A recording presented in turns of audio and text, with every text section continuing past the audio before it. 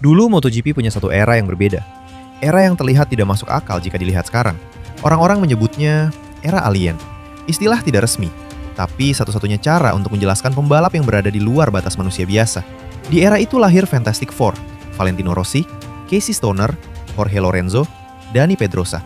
Satu grid, 4 gaya. 4 cara berbeda untuk berada di level tertinggi dunia.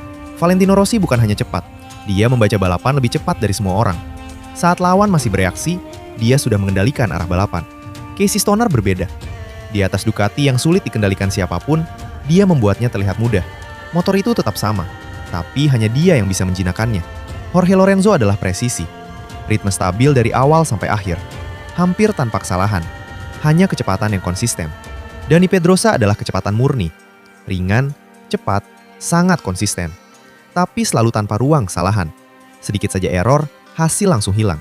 Dan semua itu terjadi di waktu yang sama. Satu era, satu grid, 4 pembalap di level tertinggi dunia. Itulah kenapa disebut Fantastic Four. Lalu datang Marc Marquez, dan semuanya berubah. Rookie, tapi tidak terlihat seperti rookie. Langsung menang, langsung bertarung di depan, langsung menekan para juara dunia tanpa rasa takut. Dan di titik itu, MotoGP masuk fase baru.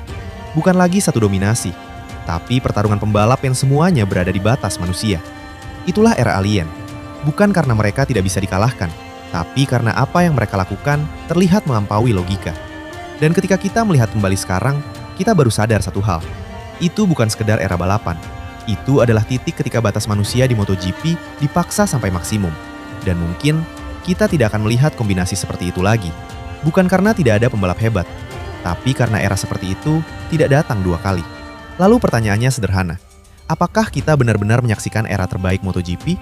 Atau kita baru sadar setelah semuanya lewat? Valentino Rossi memiliki 9 gelar dunia, jumlah yang bahkan tidak pernah bisa dicapai oleh hampir semua pembalap dalam sejarah MotoGP.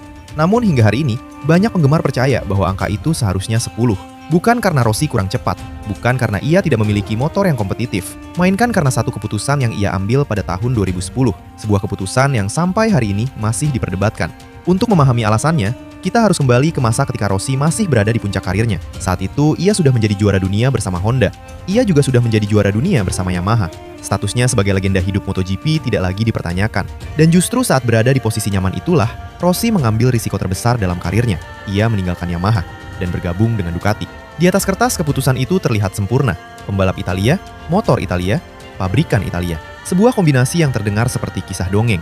Jika berhasil, Rossi tidak hanya menambah gelar dunia, ia akan menciptakan salah satu pencapaian terbesar dalam sejarah MotoGP. Begitu musim dimulai, kenyataan mulai terlihat. Motor Ducati memiliki karakter yang sangat berbeda dibanding Yamaha. Cepat, tetapi sulit dipahami, sulit dikembangkan, dan sulit dijinakkan. Namun kemenangan yang ditunggu tidak pernah datang. Podium memang ada, tetapi kemenangan tidak. Musim pertama berakhir, lalu musim kedua datang. Harapan masih ada, namun hasilnya tetap jauh dari ekspektasi. Dan perlahan, proyek yang awalnya terlihat seperti mimpi, berubah menjadi salah satu periode paling sulit dalam karir Valentino Rossi. Pada akhirnya, Rossi memutuskan kembali ke Yamaha. Dan disinilah bagian yang paling menarik dari seluruh cerita ini. Karena banyak orang menganggap masalah terbesar Rossi di Ducati adalah kegagalannya meraih kemenangan. Padahal mungkin masalah terbesarnya bukan itu, melainkan waktu. 2 tahun yang tidak pernah bisa dikembalikan. Karena saat Rossi kembali ke Yamaha, ia membuktikan bahwa dirinya belum habis. Ia kembali memperebutkan kemenangan. Dan yang paling penting, ia kembali menjadi penantang gelar dunia. Lalu tibalah musim 2015, musim yang hingga hari ini masih menjadi salah satu musim paling kontroversial dalam sejarah MotoGP. Rossi memimpin klasemen selama sebagian besar musim. Ia tampil konsisten. Ia melawan pembalap-pembalap yang jauh lebih muda, dan ia datang ke akhir musim dengan peluang nyata menjadi juara dunia. Jika itu terjadi, Rossi akan meraih gelar dunia ke-10. Namun ada satu fakta yang membuat kisah ini semakin luar biasa. Saat itu, Rossi sudah berusia 36 tahun. Usia ketika sebagian besar pembalap mulai memikirkan masa pensiun. Tetapi Rossi masih mampu bertarung memperebutkan gelar dunia, melawan generasi yang lebih muda.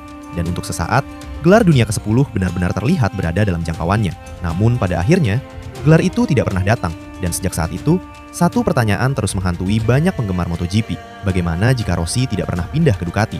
Bagaimana jika 2 musim itu tetap dihabiskan bersama Yamaha? Apakah peluang meraih gelar dunia ke-10 akan menjadi lebih besar? Tidak ada yang tahu, karena sejarah tidak mengenal kata jika. Yang pasti, keputusan pindah ke Ducati tetap menjadi salah satu keputusan paling berani dalam sejarah MotoGP. Sebuah keputusan yang mungkin membuka jalan menuju pencapaian terbesar dalam karir Rossi. Atau mungkin justru menghilangkan kesempatan terakhirnya untuk meraih gelar dunia ke-10. Menurut kalian, apakah Valentino Rossi kehilangan gelar dunia ke-10 saat memutuskan pindah ke Ducati?